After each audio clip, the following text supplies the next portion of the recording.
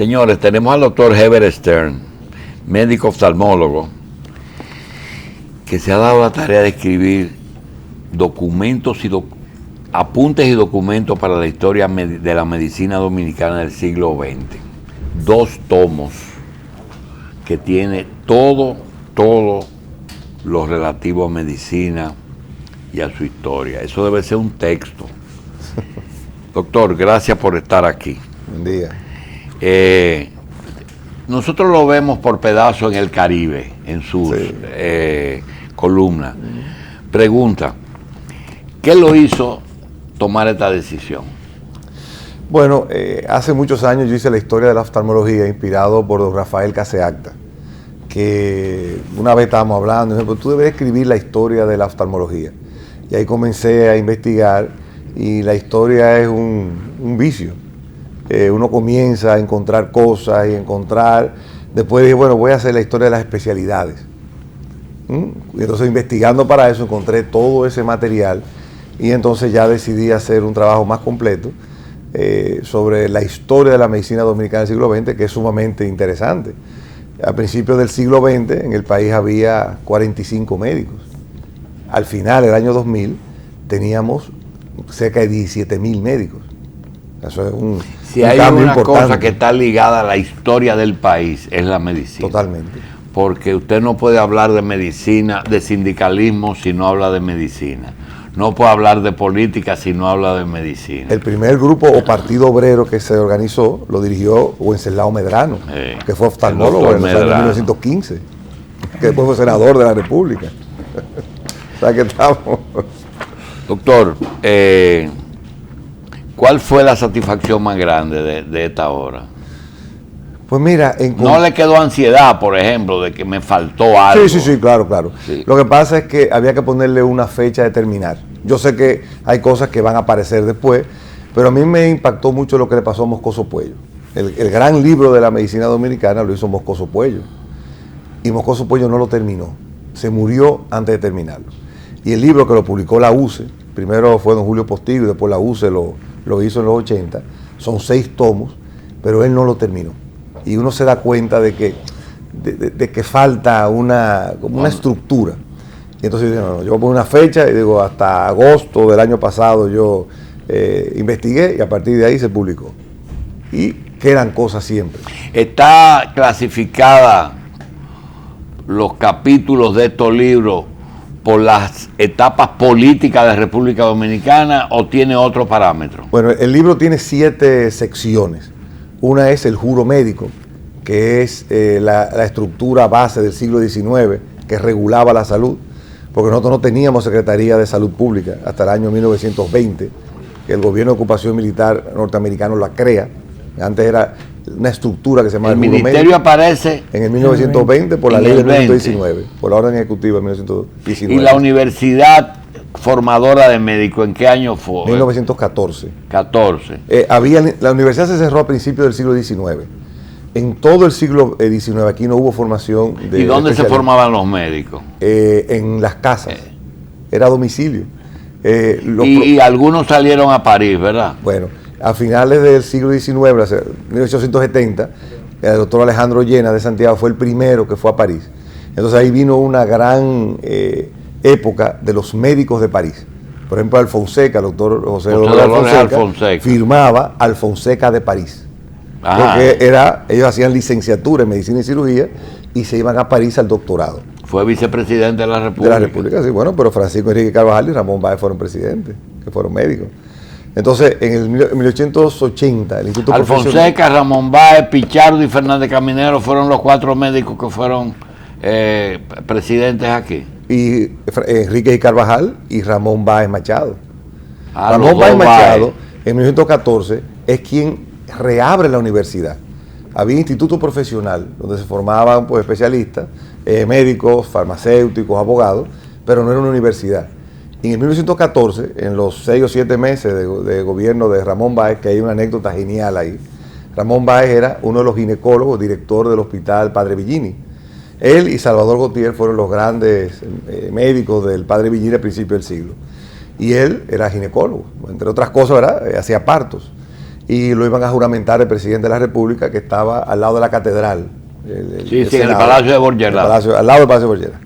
Y le avisan, cuando ya está la ceremonia para comenzar de la investidura presidencial: doctor, la señora esa que estaba ayer con un problema de trabajo de parto está dando a luz. Permiso, dejó todo, se fue al padre Villini, asistió el parto y volvió a juramentarse como presidente. ¿Ese fue? Ramón Báez Machado.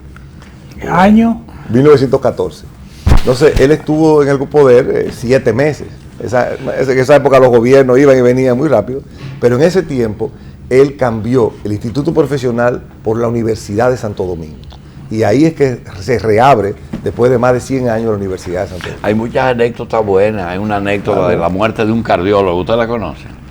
Muere un cardiólogo famoso y en el velatorio presentan un gigante corazón rojo, precioso, grande, que el corazón se abre y entra el féretro del cardiólogo, y alguien que está en la funeraria estalla de la risa y dice: ¿y por qué tú haces ese irrespeto? Dice: el problema es que me imaginé en mi funeral, yo soy ginecólogo. Pero ¿por dónde me iban a entrar? No, el problema es más serio. El problema es que otro que está más atrás, ese traje, dice: a mí me bromeé que yo soy proctólogo. Chiste médico. Los médicos tienen mucho cuento. Doctor, hay que tener un poquito de humor. Doctor, gracias por el libro. ¿Está donde? En Cuesta del Libro. Está en Cuesta. Sí, ahora yo quiero hablar un poco. Y en la clínica. Quiero hablar de su especialidad, doctor Stern. ¿Por qué se dice que los oftalmólogos son una élite de la medicina?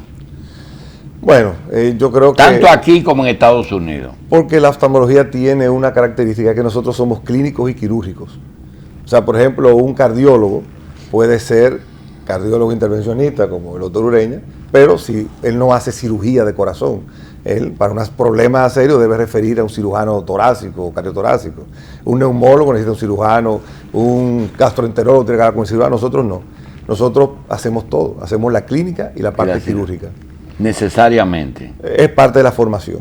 Además, como decía mi profesor en España, don Gustavo Leós, esos son los 4 centímetros cúbicos más apasionantes del cuerpo humano. El ojo. El ojo.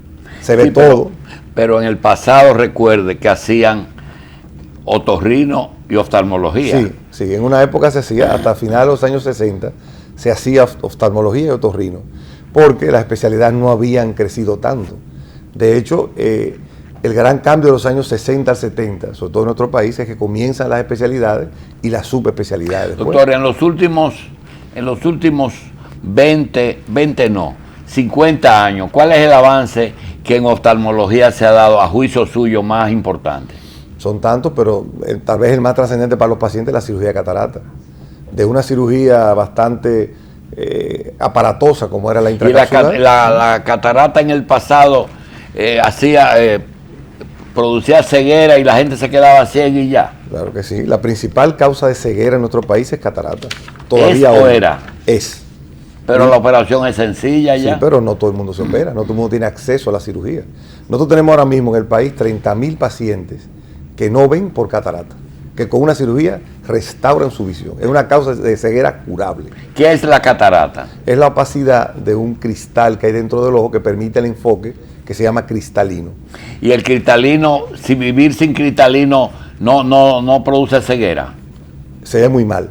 Uno de los métodos antiguos de cirugía era la reclinación, en la cual se metía un estilete, se quitaba el cristalino, se luxaba y el paciente pues recuperaba una visión muy limitada. Pero ya eso no se hace. ¿En retina en qué se ha avanzado, doctor? Mucho. En retina ahora mismo hay tal vez 3 cosas muy apasionantes. Por un lado, la cirugía endoscópica retiniana, que ha cambiado totalmente el esquema de la cirugía.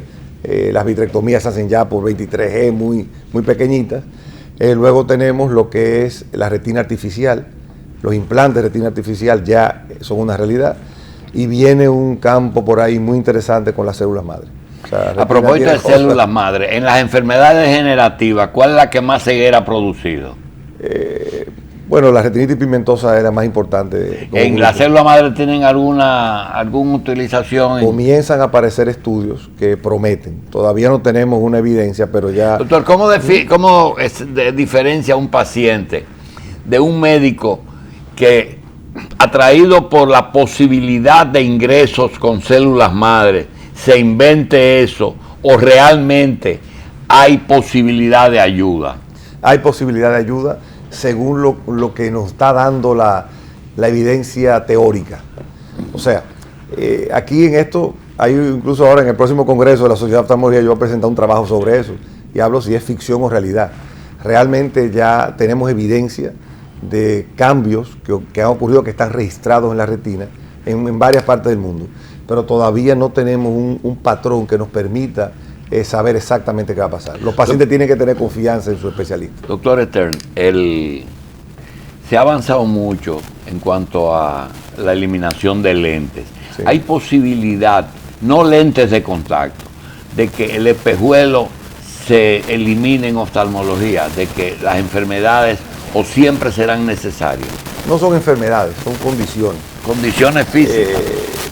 Eliminar totalmente, bueno, decía Julio Verne que todo lo que el hombre piensa algún día será es posible hacerlo. Hoy en día todo se puede operar. Lo que pasa es que no todos los pacientes pues califican o estarían cómodos con lo que le podemos ofrecer actualmente. ¿Y qué es lo que ustedes están haciendo que lo hacen todos, pero específicamente hay un doctor hijo de Carlino González que hace algo? Sobrino de Carlino. ¿Qué es lo que él hace y qué defectos visuales corrige? No, él es un excelente cirujano refractivo y corrige los principales defectos refractivos, lo puede corregir con la cirugía. Hay hoy en día varias posibilidades quirúrgicas que van muy bien. ¿Resuelve el astigmatismo? Sí, claro. ¿Y la miopía? También. ¿Y cuáles no puede hacer nada ahí? Casos complejos o casos en que el paciente no va a tener un beneficio. Un paciente que tiene, por ejemplo, una lesión en la retina o tiene un glaucoma con un problema severo, pues esos pacientes no deben operarse porque no le van a poder resolver nada. ¿Y el glaucoma seguirá siendo gotitas? No, hay muchas cosas nuevas por glaucoma. Hay novedades interesantes con unos aparatos que mantienen la presión estable todo el tiempo. El problema es que el glaucoma no es solamente la presión. Si solamente fuera la presión, fue una maravilla. Hay más. Hay problemas vasculares, hay problemas asociados en el glaucoma que necesitan otros. ¿Como efecto secundario de esa presión o en sí mismo? La presión alta está normalmente asociada al glaucoma, pero hoy en día no hablamos de presión normal, sino de presión meta. Hay una presión que es diferente para cada persona, que en una persona puede no hacer nada y en otra puede afectar. Doctor Stern, además de el libro, usted se va a tener que poner en televisión, hacer un programa de oftalmología, porque la gente, los ojos son importantes, uno de los 5 sentidos, el más importante de todo. 80% de lo que recibimos del exterior viene a través de la vista. Esa cámara perfecta. Doctor, gracias y mucho éxito. Gracias, doctor.